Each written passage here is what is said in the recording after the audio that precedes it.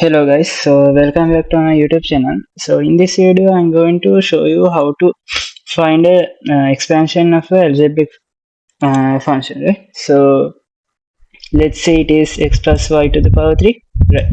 So here there are two symbolic uh, variables, right? So I'm going to first save them. So it is syms x and y, right? So I am going to save them like that. If I run the program, you can see x and y are saved, right? So I'm going to use semicolon, so there is no return.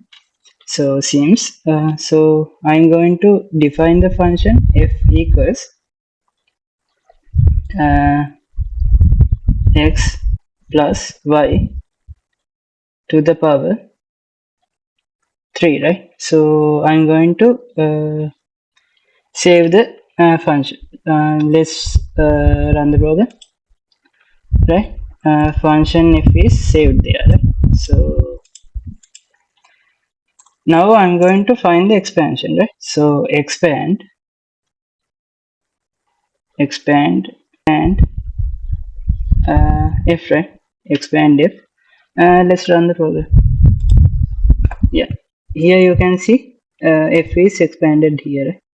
So this is the way we can do that. So if you guys have any questions, please comment below. Thank you for watching.